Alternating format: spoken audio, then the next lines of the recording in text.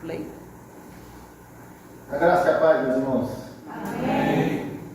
Passamos bem a semana, irmã Vera? Meu pai passou bem a semana, meio melhor, né? Graças a Deus. Para mim, o viver é Cristo. Para mim, viver é Cristo. Não sei para você, mas para mim é. Hoje você vai descobrir se para você o viver é Cristo. Quem já assistiu aqui um filme chamado Paulo, Apóstolo de Cristo? Se você não assistiu, precisa assistir. Quem já assistiu? O irmão assistiu? Paulo, o Apóstolo de Cristo, irmão. Nesse filme tem uma cena muito bacana. Assistiu, já assistiu, Zé? Assista. É um filme muito bem feito sobre a vida de Paulo. Está tendo uma série sobre a vida de Paulo, mas ela destoa muito da verdade. Mas, enfim, a intenção é boa. O centurião, Paulo está preso em Roma, e o centurião pergunta para Paulo assim, centurião romano: Paulo, você é um cara tão inteligente, tão sabido, afinal de contas, Paulo, o que faz você seguir esse Senhor Jesus? O que faz você seguir um Jesus, Paulo? Paulo fala assim com ele: você já navegou? Aí ele fala assim. Aí Paulo fala assim: olha, você está no meio do oceano. Aí você pega um pouco de água no oceano, água do mar, com essa água do mar na palma da sua mão. Essa água vai se esvaindo da sua mão, cada vez vai descendo, derramando. Essa água é como a vida do homem na terra, o nascimento à morte. O reino que eu falo, o reino que eu vivo, para o qual eu sirvo, é o restante da água do oceano. Homens sem Cristo, como você, vivem por esse punhadinho de água que está na mão, que escorre entre os nossos dedos.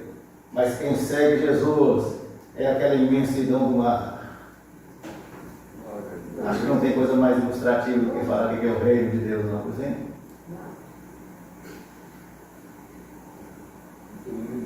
Para mim, o viver é Cristo.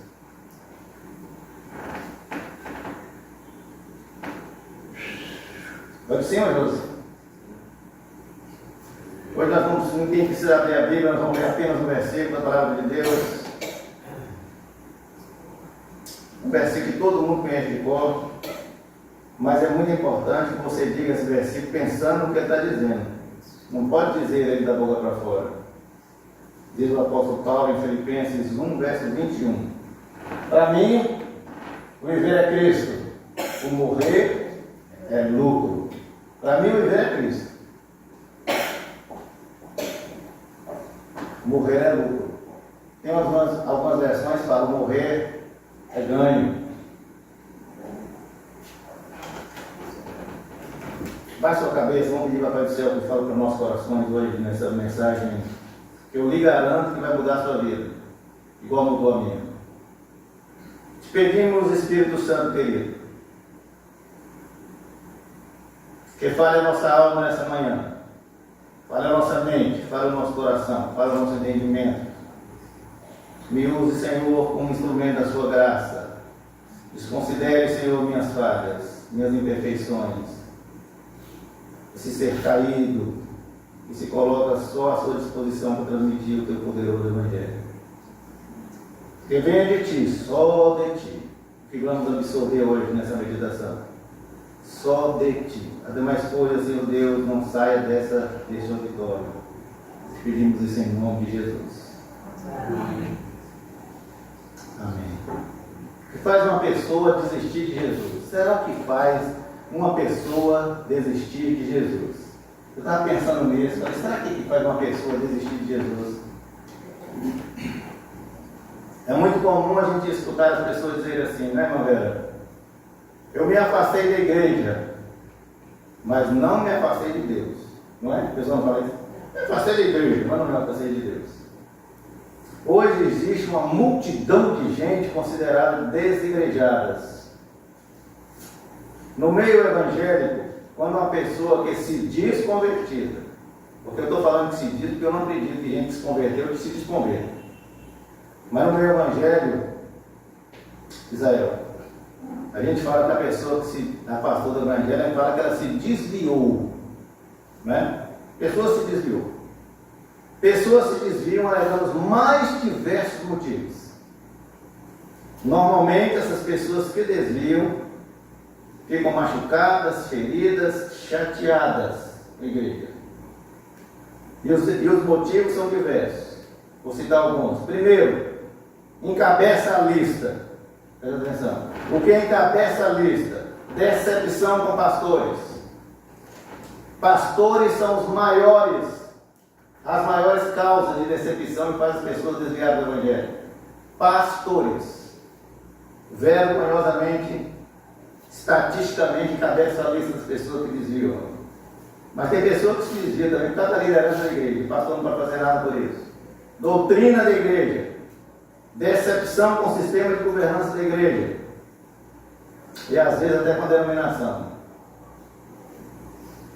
A pessoa deixa de ir na igreja porque fala, eu não concordo com essa denominação, eu vou mais. Aí não quer ir outra, fica sem ir na igreja. Segundo motivo, falta de acolhimento. A pessoa erra, falha, é punida, em vez de ser acolhida. O processo de restauração da vida dessas pessoas, ele é punitivo, em vez de ser amoroso. Ele é punitivo em vez de ser restaurador, em vez de curar, fere as pessoas. Segundo motivo. Terceiro motivo, pessoas se desviam por perda de esperança. Muita gente perde a esperança pela falta de conectividade. A pessoa está indo na igreja, ela vira um número qualquer na igreja. Igrejas grandes acontece mais isso. A pessoa é um número, nunca falou com o pastor.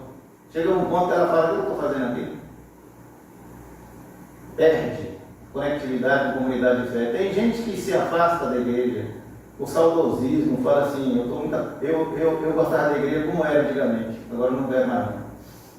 Hoje tem igreja de parede preta, tem gente que não gosta de parede preta, parece que as cores da parede influenciam no Evangelho. É ou não é? Tem gente que esquece que adequações são necessárias, às vezes tem que fazer adequações. Tem gente que se afasta por falta de sintonia entre fé e ciência. Isso é muito comum com a juventude. O cara entra na universidade, passou na universidade, de engenharia mecatrônica, na engenharia física nuclear. Aí ele acha que ele é o cara agora.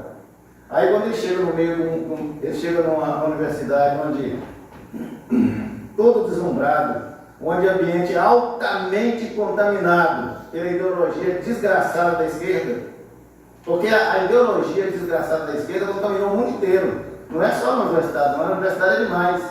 Aí o camarada pensa que ciência e teologia de Deus é incompatível. Aí ele se afasta de Deus. Isso é muito comum. É outra coisa que faz as pessoas se afastar, cegueira espiritual. Tem gente que permite ser enganado pelo diabo, desconverte. Ele acha que se converteu em outra religião, mas ele se desconverteu, vai para a mentira, ele sai da verdade, vai para a mentira, se achando. E tem gente que se desvia do evangelho, sai da igreja por mimimi, conversa fiada, fofoca. Não gostei do que fulano falou.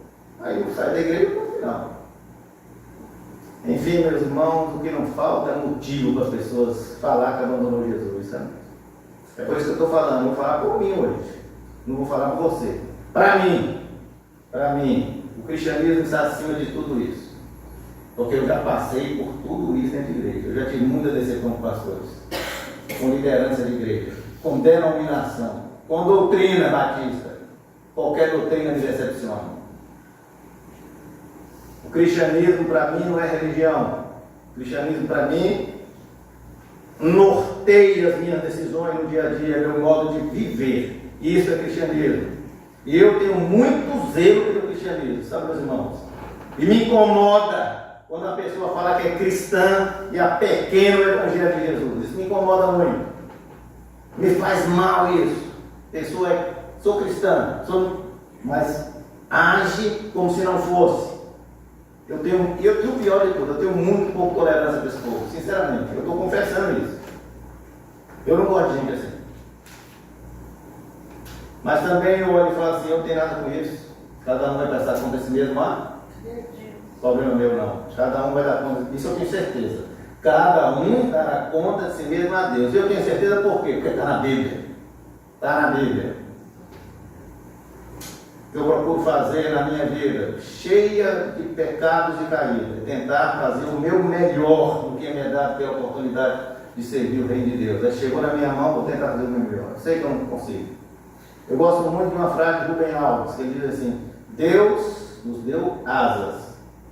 As religiões inventaram as gaiolas. Olha que frase verdadeira.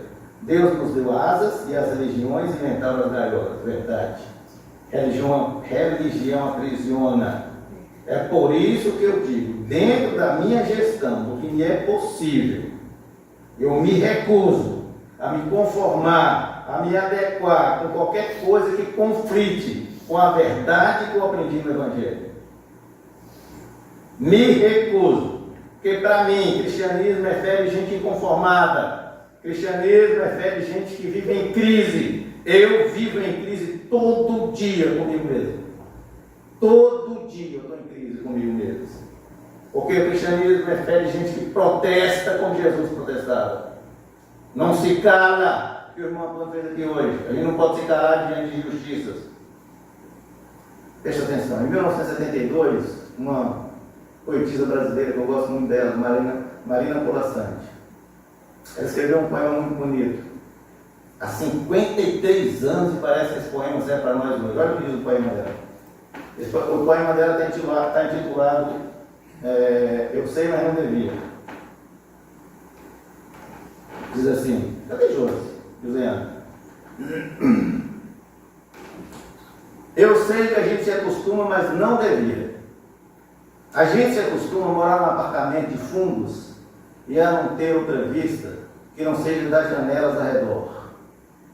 E porque não tem vista, logo a gente se acostuma a não olhar para fora. E porque não olha para fora, logo se acostuma a não abrir as cortinas. E porque não abre as cortinas, logo a gente se acostuma a acender as luzes mais cedo. E à medida que a gente acostuma com isso, esquece o sol, esquece o ar, esquece a amplidão. A gente se acostuma a acordar de manhã, sobressaltado, porque está na hora, a gente está atrasado. A gente acostuma a tomar um café correndo e sair correndo atrasado. A gente acostuma a ler jornal no ônibus, para não perder o tempo da viagem. Agora mudou, é celular, né, Zé? É o celular, não. A comer sanduíche porque não dá tempo de almoçar. A sair do trabalho porque já é noite. A cochilar no ônibus porque está cansado. A deitar cedo e dormir pesado sem ter vivido o dia. A gente se acostuma com as notícias sobre a guerra. E aceitando a guerra, aceita os mortos pela guerra. E que haja números para os mortos. Não vale só a guerra, tem que ter números. Quantas pessoas morreram? E aceitando os números, a gente aceita não acreditar nas negociações da paz. Aceita todo dia as notícias de guerra, dos números e da longa duração da guerra, meus irmãos. Veja se não é verdade isso. Dia 22 de 2 do ano 2022, a Rússia invadiu a Ucrânia. Fazem 2 anos e 5 meses. Nós acostumamos ou não? A gente se acostuma com a guerra. A gente se acostuma a esperar o dia inteiro para ouvir o telefone dizer: hoje eu não posso ir. A gente se acostuma a sorrir com as pessoas sem receber o sorriso de volta. A ser ignorado quando precisa ser visto. A gente se acostuma a pagar por tudo que deseja e tudo que a gente necessita. E a gente se acostuma a lutar para ganhar dinheiro, para pagar isso, e a ganhar menos do que a gente precisa, e a fazer filas para pagar, e a pagar mais pelas coisas que valem, cada vez menos. Olha que coisa verdadeira. Cada vez a gente trabalha mais e procura mais trabalho para ganhar mais dinheiro, para ter que pagar mais, para ficar nas filas. A gente se acostuma a andar na rua e ver cartazes, outdoor, abrir revista e ver anúncios de jornais. A gente acostuma a ligar a televisão e ver comerciais, a ir ao cinema e engolir publicidade. a ser instigado, conduzido, desnorteado, lançado numa infinita catarata de produtos, anúncio, anúncio, anúncio, anúncio. A gente se acostuma à poluição. As salas fechadas de ar-condicionado cheias de cigarro. Vixe, graças a Deus acabou. A luz artificial de ligeiro tremor. O choque que os olhos levam à luz natural. As bactérias de água potável. A contaminação da água do mar. A lenta morte dos rios. Gente, como a gente acostuma com isso? No interior de Minas, eu lembro disso com tanta clareza, tantos rios, que a gente, é impressionante como a gente acostuma. A gente se acostuma a não ouvir passarinho, irmã Sérgio. Falei sério. A não ter galo de madrugada. Não é galo da madrugada, galo de madrugada. A temer a hidrofobia dos cães, a não colher fruta no pé. Na verdade, a gente se acostuma a não ter planta. A gente se acostuma a coisas demais, a não sofrer.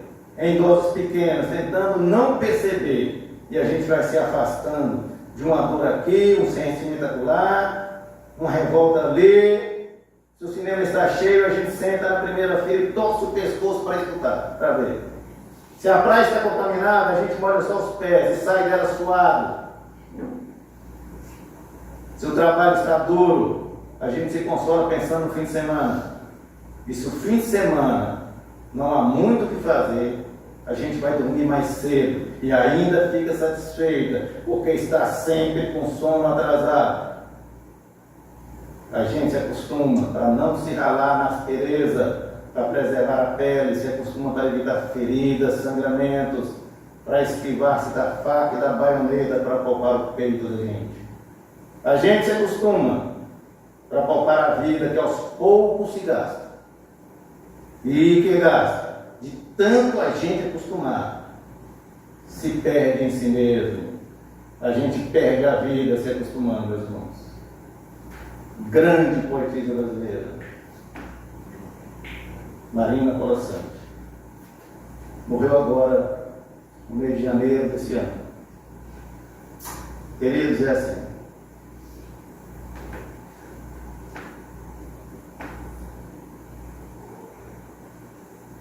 Eu acho que tão perigoso, sabe? Como a gente desviar do Evangelho, como eu estava falando aqui, a gente se acostumar com o Evangelho. A pessoa que se acostuma com o Evangelho também está perdida. Porque ela se desviou do próprio Evangelho. Porque a pessoa que se acostuma com o Evangelho, ela está no comodismo de uma rotina religiosa e vive o Evangelho sem resultados, infrutífero. O Evangelho, ele não é para gente acomodada. O Evangelho é para gente inquieta, para gente que busca aperfeiçoamento constante. Por isso que Paulo fala em Romanos 12:2: não vos conformeis com este. Cristão é transformador de cenários, de ambientes. E por que o cristão é transformador de ambientes e cenários? Por quê? Porque nós somos luz e sal. E essa luta permanente, sabe, meus irmãos, muitas vezes desigual, evidentemente exige da gente renovação do ânimo o tempo todo. Porque até a hora que desanima, não. Nesses momentos nós precisamos olhar para Jesus, focar em Jesus, e ver nele a motivação para a gente não desanimar, para a gente não desistir, só olhando para Jesus. E muito menos a gente se acomodar, porque senão a gente incomoda. A gente fala, sabe uma coisa? Não tem jeito não, é assim mesmo. Hoje eu quero compartilhar com vocês duas razões que para mim, são âncoras na minha vida, que me fazem prosseguir a despeito de tudo. Qualquer circunstância que acontecer me ajuda a focar e tocar em frente, convicto de que Jesus é a razão do meu viver. Ele é, para mim, Senhor e Salvador da minha vida. É isso que eu quero compartilhar com meus irmãos hoje. O primeiro motivo é esse.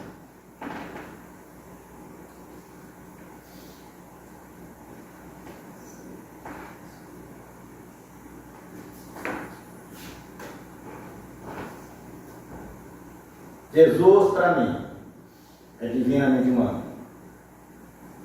Lucas 2,7. Olha como é que Lucas descreve o nascimento de Jesus.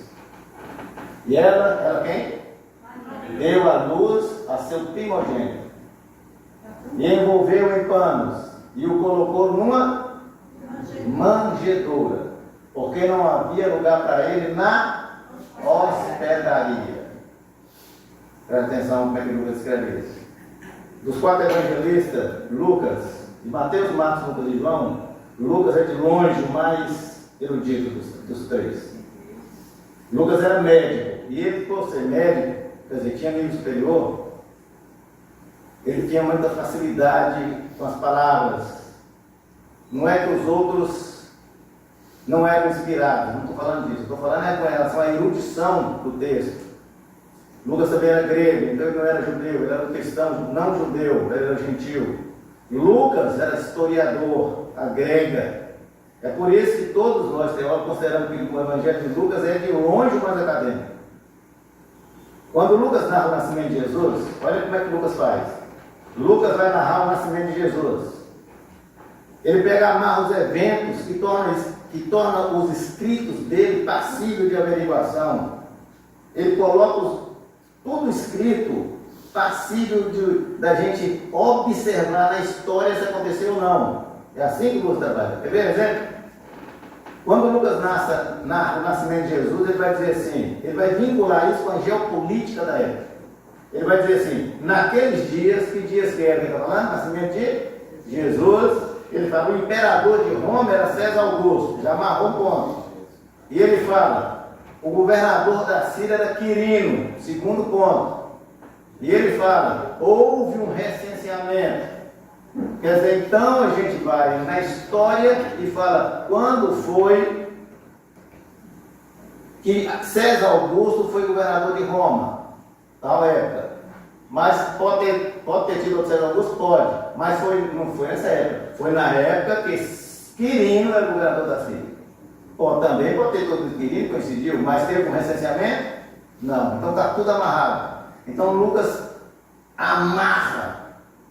Então ele fala assim, ele quer falar o quê? De um censo que aconteceu, que obrigou José e Maria a sair de Nazaré para Belém. Ele quer falar isso. Mas ele trava na história. César Augusto era imperador de Roma. Quirino era governador na Síria. Pronto. Qualquer pessoa pode conferir isso na história. Sim ou não? Está amarrado. Não é o amarrado que os pentecostais falam. Está amarrado. É isso não. Está cravado. Se fosse hoje, ele ia dizer assim, no segundo mandato de Donald Trump nos Estados Unidos, existia um cara no Brasil que achava que era imperador. Amarrou ou não? Pronto, está amarrado. Esse nós temos que amarrar mesmo. Então ele trava marcos históricos de forma inquestionável. Por isso que o Evangelho de Lucas ele é muito especial. Por outro lado, Lucas nos mostra, olha que coisa linda, como Deus trouxe Jesus ao mundo de forma impressionantemente simples, admiravelmente discreta, extraordinariamente modesta. O texto de Lucas é maravilhoso nesse sentido. E foi assim que ele fala, esse Jesus dividiu definitivamente a história da humanidade. Queira os incrédulos, aceite ou não, a história da humanidade está definitivamente dividida, antes e depois de Cristo. Você pode espernear, fazer o que você quiser. Os que ainda não fizeram isso são judeus, por isso que a Bíblia fala, veio para os seus e os seus não o reconheceram. Então Jesus, que nós cremos, não é uma fábula. Ele existiu, ele esteve aqui. Nós cremos numa pessoa, meus irmãos, comprovadamente histórica, que nasceu como um de nós. O cristianismo é a única fé que tem um Deus que se humanizou. Preste atenção nisso. Nós cremos num Deus que se humanizou. Cara, e fez isso de uma forma misteriosa, irmão Antônio. Maravilhosamente divina. Ele se tornou gente. E fez isso no anonimato. Não teve alarde. Quando eu nasci, lá no interior de Minas, ninguém ficou sabendo. Aqui em Pernambuco, ninguém ficou sabendo que Moisés nasceu. Olha aqui. Está vendo? A filha.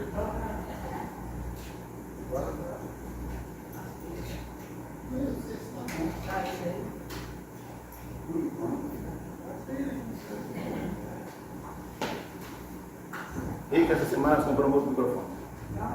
Outros filhos. Não, é a filha, é a filha. As filhas vão comprar filha.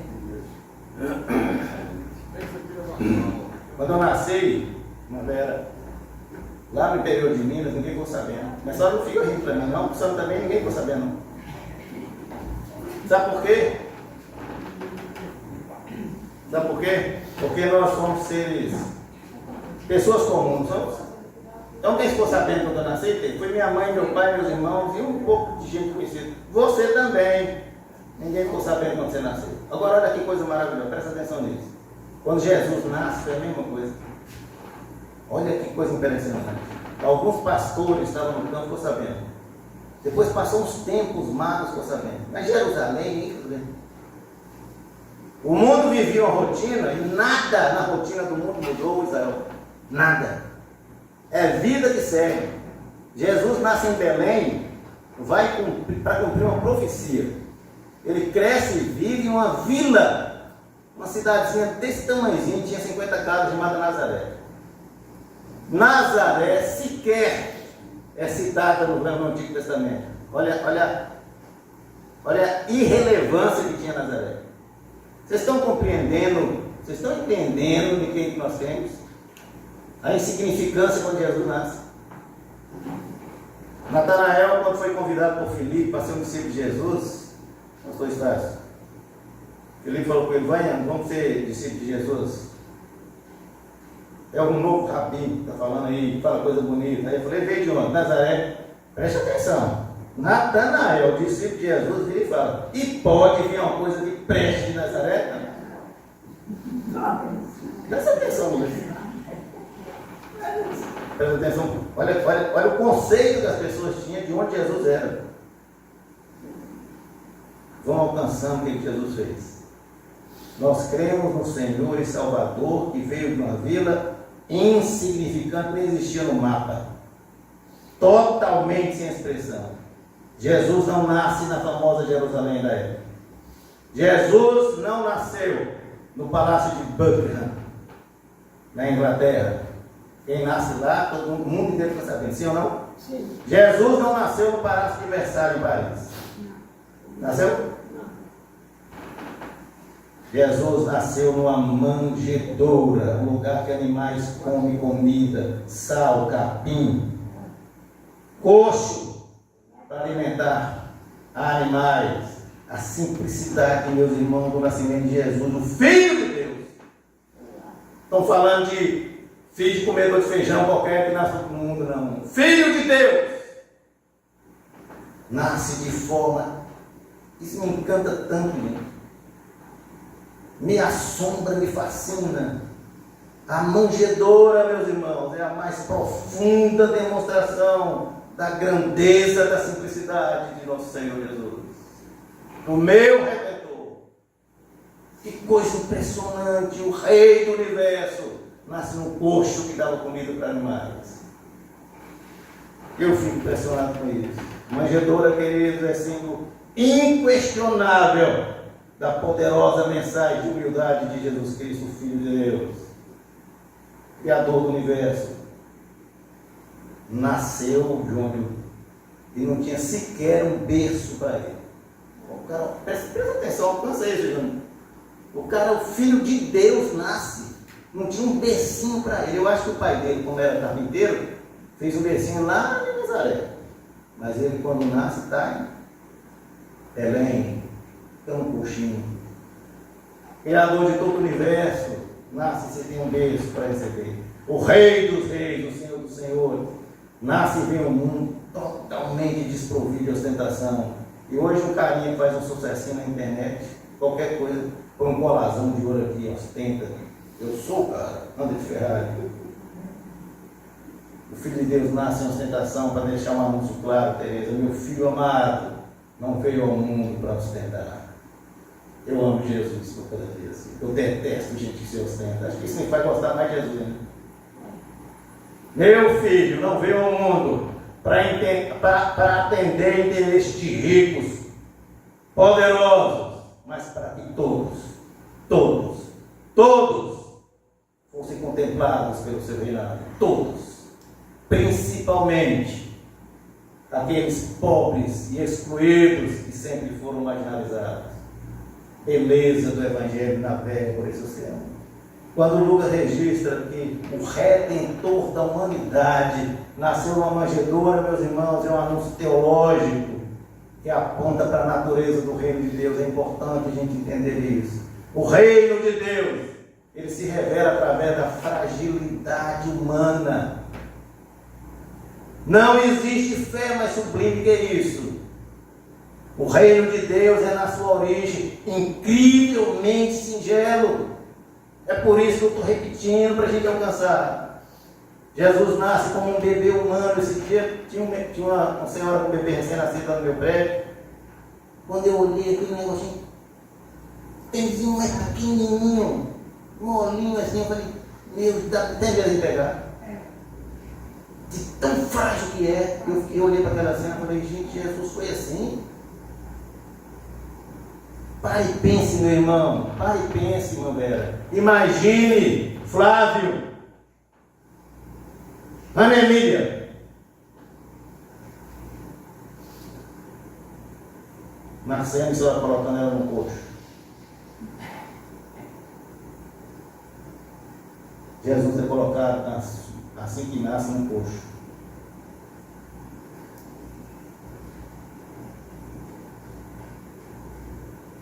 O único Filho de Deus, o único Filho de Deus nasce nessa situação. Eu olho para a cena e falo assim, por que Deus não tomou, com todo o poder que Ele tem, não transformou a vida de Jesus num negócio fantástico, né? Apoteótico, assim, um espetáculo indescritível. Não mandou uma legião de anjos fazendo um batedouro na frente de Jesus, vem em glória, grande já grandão como anjo. Grandão já adulto. Quem é que ia mexer com ele? Já pensou? Ele nasce como um bebezinho frágil, desprotegido, vulnerável, dependente, queridos. O ministério da encarnação é uma coisa assombrosa, sabe? O ministério da encarnação é incompreensível. Mais que a gente tente alcançar, é inalcançável para nossa mente, que ela é finita, ela é limitada. É impossível a gente entender isso, não dá. Nós só cremos. É isso que é bonito na cristã. Nós cremos. Nossos neurônios eles não têm capacidade de entender isso. Aqui a gente fala assim, como é que pode, gente, o Criador de todo o universo se reduzir a um feto e ficar confinado no ventre de uma mulher? Criador do universo. Como é que pode aquele que nunca teve princípio, agora inicia a vida de forma embrionária e fetal? Como é que pode? Aquele que diz assim, eu sou, vai lá Moisés, diga, eu vou dizer que o senhor é quem? Vai dizer que eu sou. Pela sua palavra, tudo passou a existir, agora ele está sem voz. Sequer fala, envolto em panos, dentro de um coxo para dar comida para o bicho. Como é que pode aquele que disse, haja luz? A luz surgiu. De repente, depende do leite da mãe para sobreviver. Como é que pode, queridos? Aquele que criou o sol, as estrelas, agora ele depende do calor do pai e da mãe para não morrer de frio.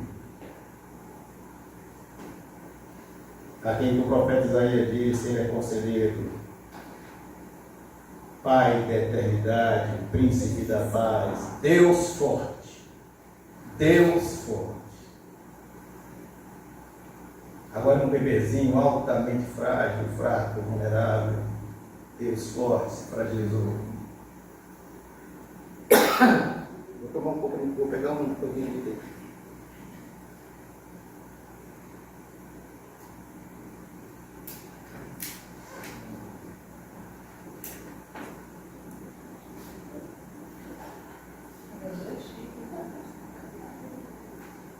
Eu olho para essa cena e falo assim, o mistério da encarnação é demais para a minha cabeça.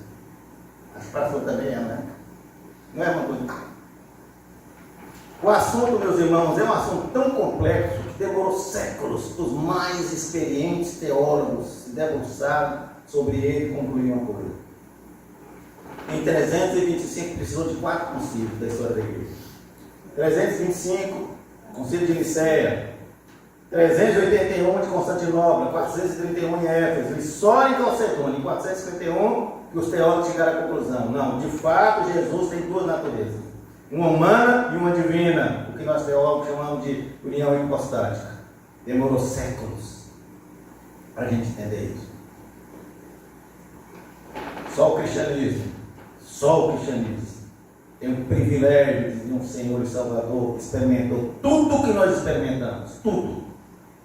Por isso que o escritor de Hebreus, que na minha tese é Paulo, diz assim: ele é o resplendor da glória de Deus, expressão exata do seu ser. Ele é o resplendor da glória de Deus, expressão exata do seu ser. Paulo, escrevendo na igreja que estava em Colossos, diz assim, 2:9: nele habita corporalmente a plenitude da divindade. Nele habita corporalmente a plenitude da divindade. A divindade está totalmente em Jesus. Jesus Cristo, nosso Senhor e Salvador, meus irmãos, é sim divinamente humano. É ou não é fé para gente grande? Porque outra fé você tem subterfúgio, para nós não. Jesus é humanamente, divinamente humano. Mas eu tenho uma segunda razão para a gente pensar sobre isso. Eu estou convencido e seguro de entregar a minha vida à governança de Jesus, porque ele, além de ser, ele não é apenas divinamente humano, ele é também humanamente divino. Então Jesus não é apenas divinamente humano, ele é humanamente divino. João fala aí de forma cristalina aí. No princípio era o Verbo estava com Deus, o Verbo era Deus, o Verbo se fez carne e se encarnou e habitou entre nós. E João sabe que mais disso que conviveu com ele. Então, sendo humanamente divino, seu evangelho e seus ensinamentos são extraordinariamente maravilhosos. Nós temos que pensar nisso. Jesus, no exercício da humanidade, fez coisas que só o divino podia fazer. De novo, a nossa finitude tem dificuldade de alcançar. De novo. E a gente fica pensando assim, como que aquele que é onipotente, onipresente, onisciente, onivalente, se esvaziou dessa forma, de sua plenitude, para se tornar um de nós? Como é que pode? Como é que ele conseguiu abandonar toda essa dimensão de um Deus divino para se tornar um de nós? É ou não é difícil entender, Zé? É porque a gente não para para pensar. Hoje não para para pensar nisso. Jesus sentiu tudo o que nós sentimos. Jesus experimentou fisiologicamente tudo que a gente experimenta. Isso que eu quero dizer, Jesus comigo. Jesus fez o número 1, Jesus fez o número 2. Tudo fisiologicamente que a gente passa, Jesus passou. Preste atenção no que nós cremos. Preste atenção no que nós cremos. Muita atenção. Jesus não é um homem que alcançou a divindade. Não alcançou a divindade como creem os esotéricos. Jesus não alcançou a divindade como creem os esotéricos. Jesus não se tornou um ser evoluído, iluminado como creem os espíritas.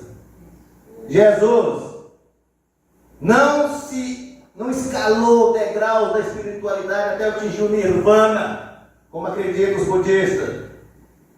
Jesus não se aperfeiçoou espiritualmente e foi se transformando num Deus, como que os mormons, Porque eles creem que gente pode virar Deus. Não! Não é isso que nós cremos. Nós cremos que Jesus é a encarnação do Deus vivo. O Verbo se fez carne. O Verbo se encarnou. O Verbo se fez gente. O Verbo se humanizou. É nisso que nós cremos. O divino eterno abre mão de sua inteireza, de sua plenitude, de sua completude, de sua totalidade, de sua perfeição, para exercer humanidade. Isso é uma coisa impressionante. Nós jamais vamos alcançar a dimensão, a grandeza, a profundidade, o significado disso. A gente só fala eu creio. Porque a grandeza, o significado pleno desse ato é impossível a gente entender. É por isso que nós cremos, e cremos pelo quê? Pela fé. Por isso que nossa fé é diferenciada. Fé cristã é fé de gente grande, porque nos dá discernimento que outras pessoas não alcançam na terra.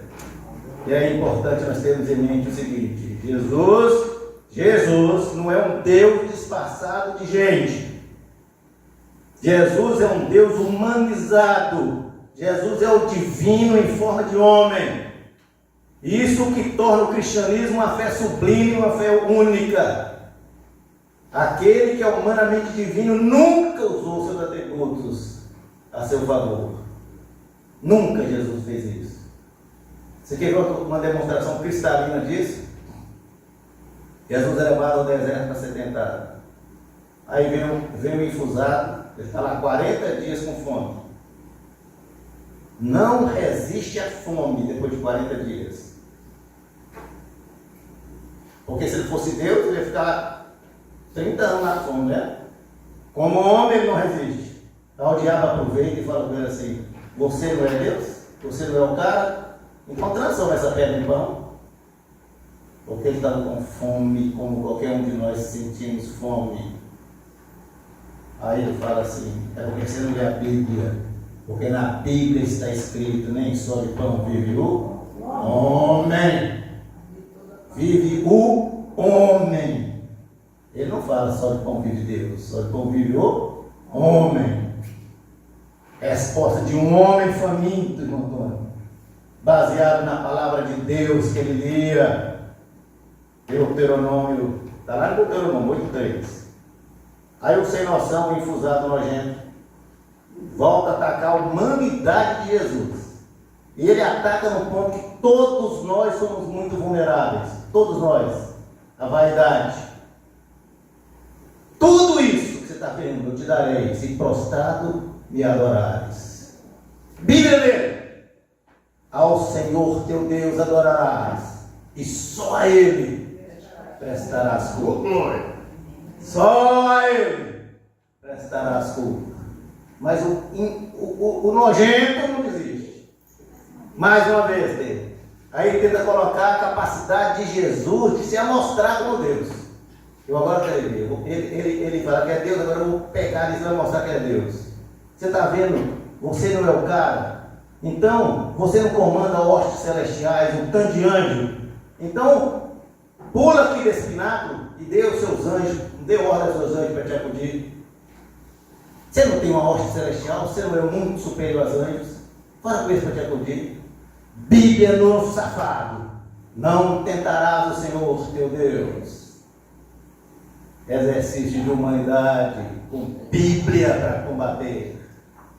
É impressionante como Jesus nunca usou milagre a seu favor. Ele não podia agora usar o milagre, mas ele não usa, nem nunca usou um milagre a favor dele. Jesus nunca entrou em esquemas. Nunca entrou em esquemas. Meus irmãos, é muito sério. Se a gente quer seguir Jesus, lembre uma coisa: Moisés falou, Jesus nunca entrou em esquemas arrumadinhos. Nunca. Nem para ele, nem para as pessoas que eram próximas dele. Cuidado com esse negócio de esquema. No exercício da humanidade, Jesus nunca aproveitou de sua divindade.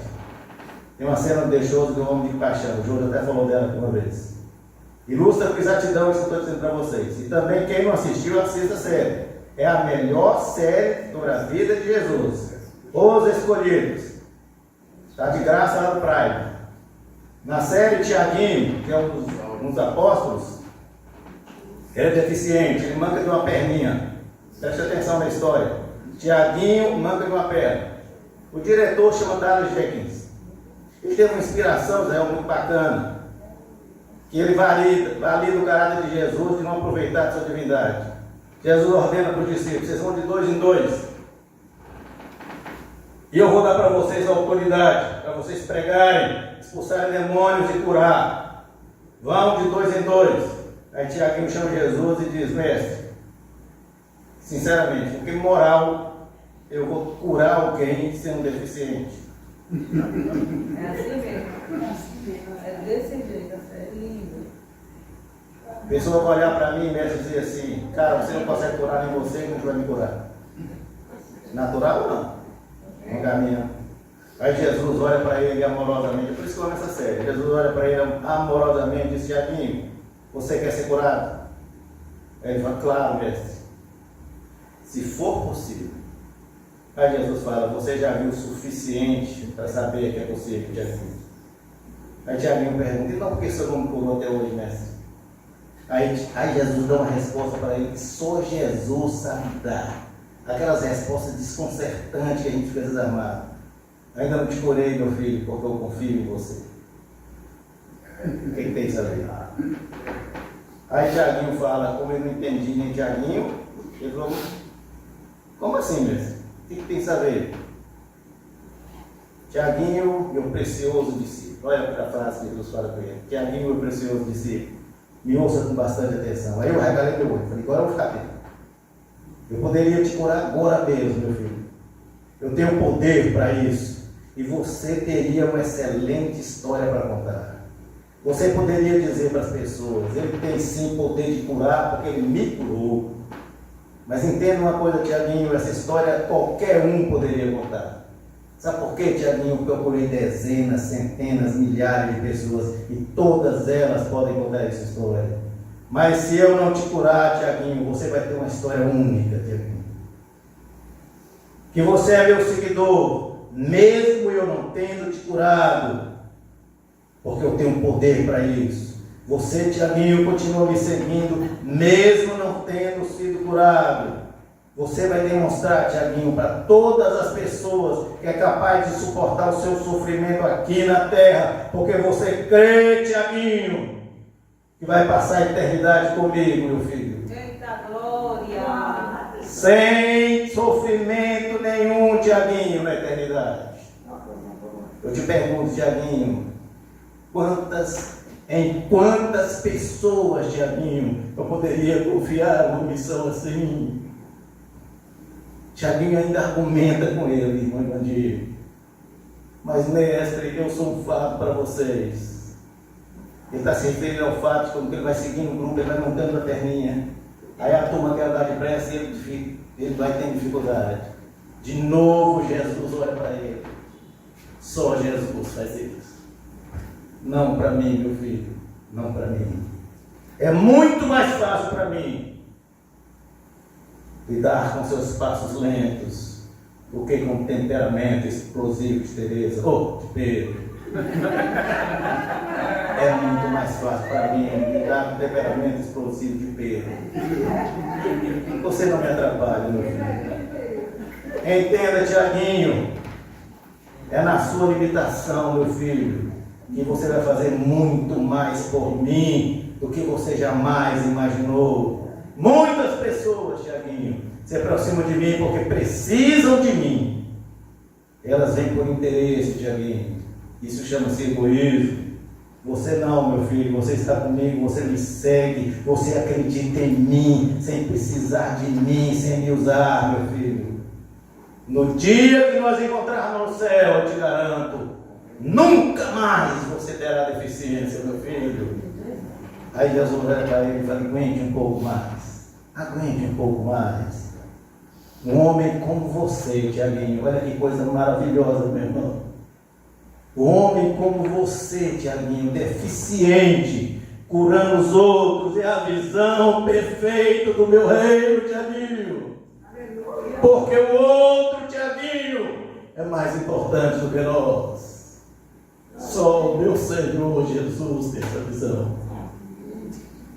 Aí ele toca no ombro de Tiaguinho e diz: a sua cura, meu filho, é uma mera questão de tempo. Aguente um pouco mais. Meus irmãos, a humanidade de Jesus é encantadora. A humanidade do meu Jesus é encantadoramente divina. Só o cristianismo tem um Senhor com esse maravilhoso olhar, só Jesus. É assim que ele olha para mim, irmão Mandir, é assim que ele olha para você. Ele aprendeu a se humanizar para entender nossas dores, nossas angústias, nossas aflições. Ele não veio para ser um semideus na terra, irmão. Jesus podia ter vindo já como um anjo, né? Facilitar muito a vida dele, né? Aliás, tem religião que acredita que Jesus é o anjo de Deus. Jesus passou por todas as etapas.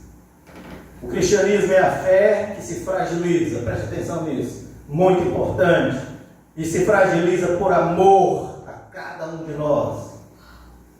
Meus irmãos, entenda isso, porque o amor se prova na fragilidade.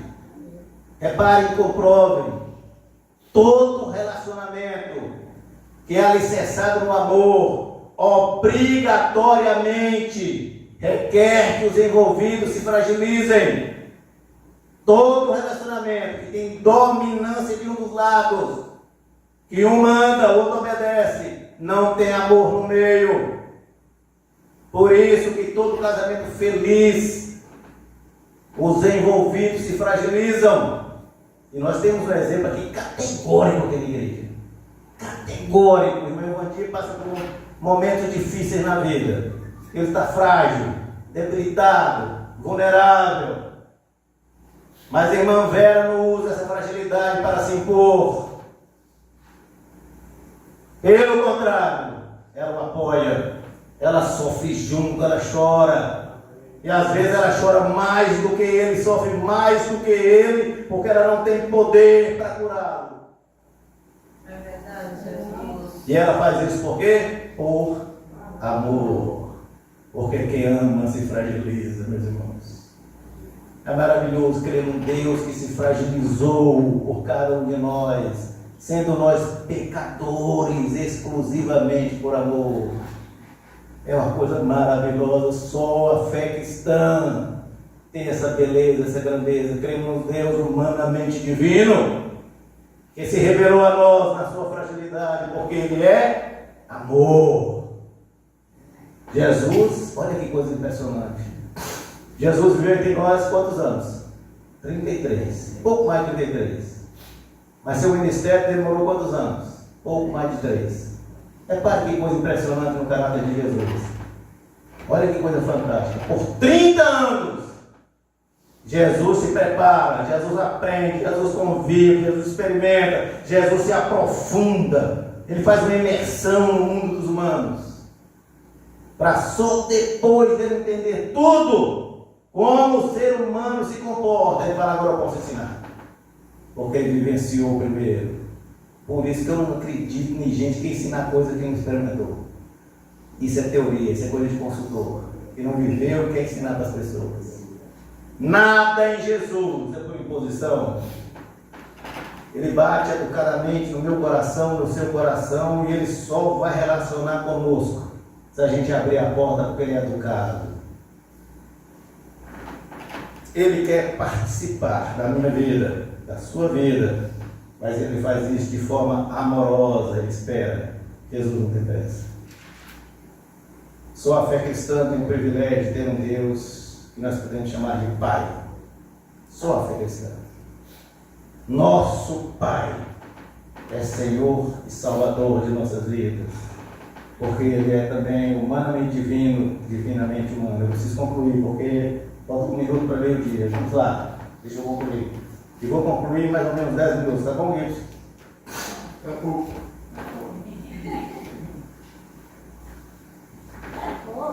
Jesus, Carminha, experimentou, vivenciou todos os tipos de sofrimento que você já sentiu também. Só não pecar. Porque você peca e ele não. Jesus sorriu. Jesus chorou. Jesus se indignou. Jesus se irritou. Jesus demonstrou cansaço. Jesus teve ansiedade. Jesus teve angústia. Jesus teve aflição. Jesus teve dor. Ele sentiu frustração, decepção com as pessoas. Jesus se sentiu desamparado. Jesus se sentiu abandonado. Enfim, tudo que nós sentimos, Jesus sentiu. Está tudo registrado no seu Evangelho. Tudo. Mas uma coisa impressionante no caráter de Jesus. Essa é a coisa que mais me encanta no caráter de Jesus. É a sua capacidade de se colocar no lugar do outro. Porque ele podia ter feito tudo isso aqui, mas não se colocar no lugar. Essa é a diferença do nosso Senhor. Jesus era extremamente sensível à dor humana, irmão. Quando ele tocava em pessoas intocáveis. Na época de Jesus tinha uma doença chamada lepra. Era proibido o leproso sequer ficar no meio das pessoas. Para vocês terem ideia como é que era o esquema, o leproso, quando saía de algum lugar, alguém dava uma esmola para o leproso, e tinha pessoas perto, ele tinha que sair falando: leproso, leproso, leproso, leproso, leproso. Presta atenção na humilhação. Porque se ele tocasse em alguém, sem avisar, ele era apedrejado, morte na hora. Sentença de morte. Jesus tocava o leproso. Jesus abraçava o leproso.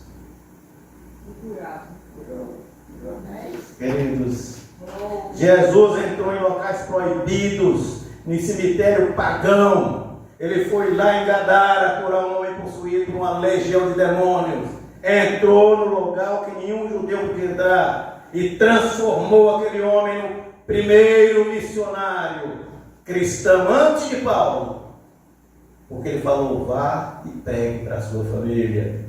Primeiro missionário cristão foi Jesus que instituiu. Jesus incluía excluídos, marginalizados, oprimidos. Jesus valorizou as mulheres que não tinha nenhum prestígio, andava com ele, sustentava o seu ministério. Jesus abençoou crianças. Pai, não. Deixe vir a minhas crianças, porque dela é o reino dos céus. Jesus deu dignidade a pessoas deficientes, curou cegos, mudos, surdos. Jesus respeitou as pessoas como ninguém respeita. Jesus ensinou a multidão. Jesus amava os seus discípulos de uma forma impressionante. Homens simples, pescadores. Jesus não confundiu autoridade com poder. Meus irmãos, nós temos que ter muito cuidado com essa palavra poder. Porque Jesus tem autoridade sobre as coisas. Jesus não veio ao mundo para montar um império. E muita gente mistura isso. Ele veio ao mundo para trazer um reino. Porque impérios, meus irmãos, todo império é do mal. Todo império, é por isso que todo império caiu na história da humanidade. Repare, todo império caiu, porque o império é conquistado com violência, com opressão, com brutalidade, com injustiça.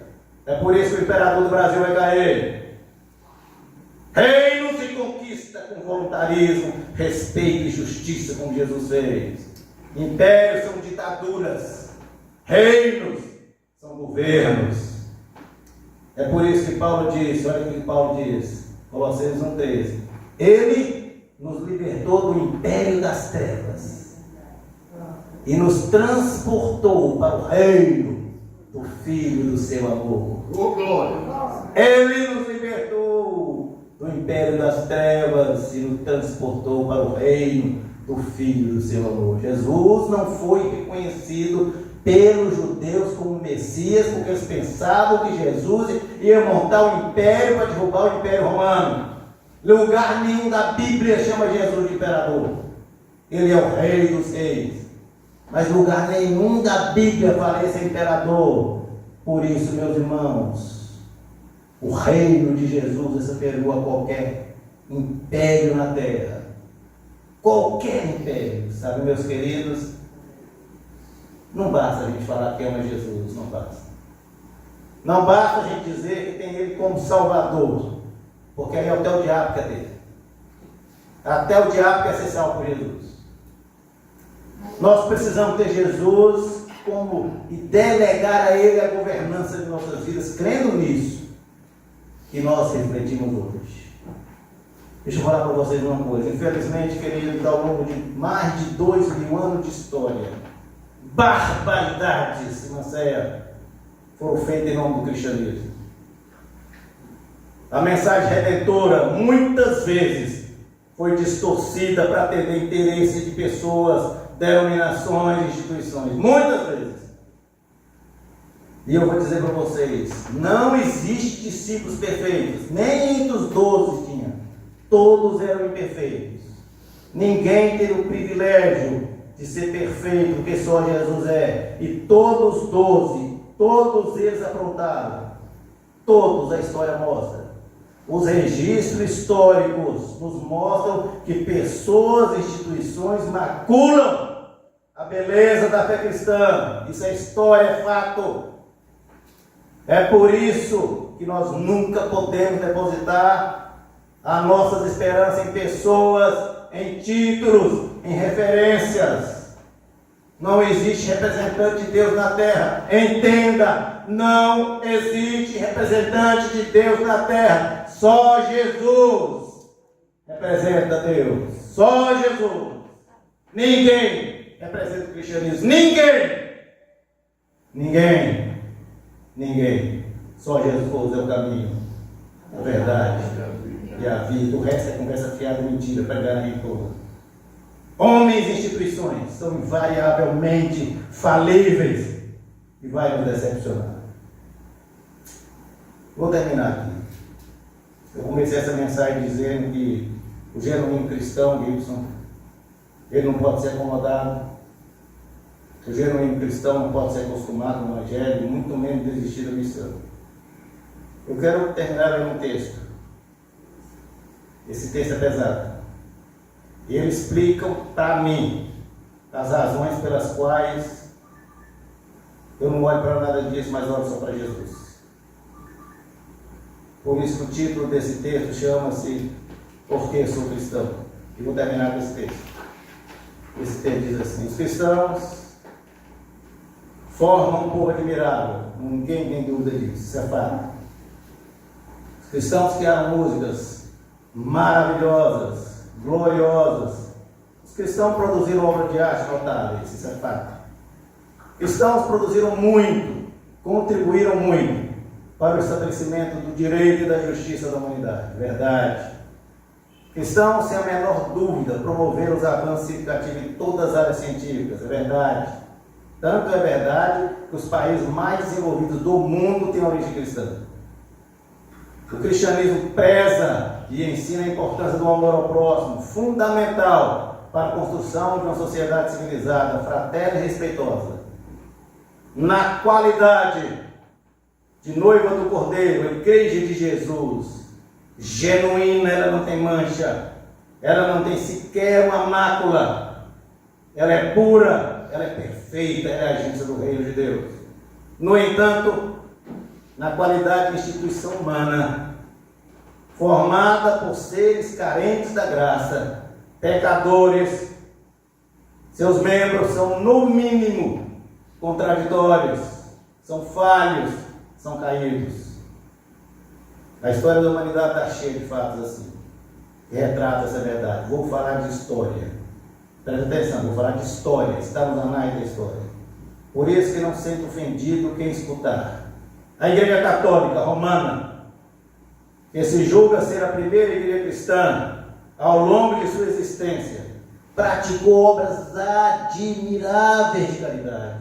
A Igreja Católica construiu escolas, hospitais, creches, asilo, mas é a mesma que na Idade Média e no Renascimento se apostatou da fé e de forma herética teve a ousadia de vender vergonhosamente, sem pudor, o perdão para pecados. É história para quem tinha poder econômico no período cruel e negro chamado indulgências. É história.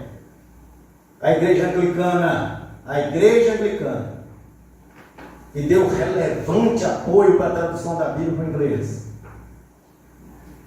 E é assim que ela possibilitou ao povo inglês ter inédito acesso à palavra de Deus. É a mesma que foi fundada e alicerçada no pecado pelo capricho de um rei, que usou seu poder para criar uma religião que lhe possibilitasse atender interesse próprio, se desfazendo de um casamento e constituindo outro à margem da lei de Deus. É assim que nasce a igreja anglicana. O rei Henrique VIII fez isso. É a história. Lutero, líder da reforma protestante, o cisne profetizado por John Hus 100 anos atrás. John Hus falou: é o cisne.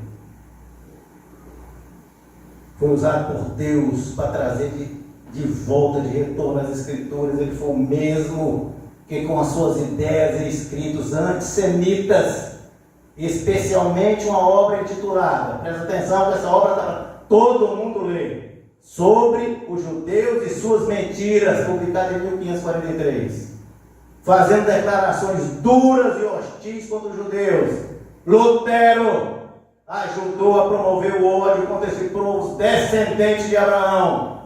Inegavelmente, essa postura dele deu importante contribuição para a germinação da semente nociva do nazismo. Lutero, é assim, Lutero, grande reformador, influenciou na criação de um clima de intolerância, preconceito que contaminou a mente de Hitler. Lutero, João Calvino, teólogo e pastor francês, que tanto enfatizou a glória de Deus, se esqueceu que, ao se consolidar sua doutrina pré-determinista, o atributo de Deus maior não é soberania, mas amor. Hoje, graças às convicções de João Calvino, milhões de pessoas creem que o Deus que é amor, o Deus que é amor, predestina pessoas a nascer para morrer sem salvação, porque Ele é soberano, e a soberania de Deus anula o seu amor. Isso é que acredita na predestinação. O calvinismo, doutrina abraçada por João Ferreira de Almeida. Todas as nossas Bíblias você já vê escrito isso. João Ferreira de Almeida, uma das figuras mais importantes da história do protestantismo da língua portuguesa. Ele foi conhecido principalmente por ter sido o primeiro a traduzir a Bíblia completa para o português, diretamente dos textos originais. É a doutrina que praticada por teólogos e pregadores famosos, David Brainerd, Charles Spurgeon, que transforma o Deus que é onipotente, onibenevolente, bondade plena, ilimitada e perfeita, no Deus criador e executor do mal, tornando Deus responsável por barbaridades como o Holocausto, que matou no mínimo 6 milhões de judeus, ou o apartheid na África do Sul, que existiu até 1994. Deus não está nisso, Deus não está nisso, Deus não está nisso. Úrico Zwingli, esse cara deu enorme contribuição, sabe, gente, para fazer a nova versão da Bíblia, tornando ela mais acessível ao povo. Ele foi o mesmo que teve importante papel na condenação de um amigo dele que foi executado, Félix Mans. Era parceiro dele no movimento anabatista em Zurique, em 1527. Ele se envolveu em política e falhou em seguir o exemplo de Jesus, que nos ordena: amem os seus inimigos. Os anabatistas, ferrenhos defensores das Escrituras, e por isso eles foram duramente perseguidos, foram martirizados por sua visão de defesa da fé. No episódio da rebelião de Münster, na Alemanha, em 1534, eles criaram uma facção radical que agiu com extrema violência para estabelecer uma teocracia. Anabatistas. Eu tenho mais exemplos aqui, que eu vou parar por aqui. Todos esses exemplos. E a história está repleta de outros. Deixa muito claro que não podemos enaltecer nem homens falíveis, nem muito menos as instituições que eles representam. Sabe por quê? Porque elas são igualmente falíveis. Honra e glória, louvor deve ser dado ao único Deus, que em seu incompreensível amor nos enviou um Salvador tão santo, tão justo, tão maravilhoso, tão adorável, que para nós, genuínos cristãos, não faz o menor sentido sermos seguidores de quem quer que seja, porque só Ele, Jesus Cristo, Filho de Deus, é o nosso único Mestre e Senhor. Só Ele. É por causa dele, meus irmãos, só por Jesus, somente por Ele, que eu jamais desistirei de ser um cristão. Deixa eu terminar isso aqui falando para vocês o seguinte: gratidão a Deus, obrigado, Senhor, por ter enviado teu Filho. Obrigado, Senhor. Obrigado, Senhor Jesus, por ser esse nosso Salvador, tão divinamente humano e tão humanamente divino. Obrigado, Senhor Jesus. É por isso que eu digo, mesmo que Paulo diz, espero que você também diga: todos que amam Jesus, para mim, viver é Cristo, o morrer é lucro. Amém. Que Deus abençoe em nome de Jesus. Amém.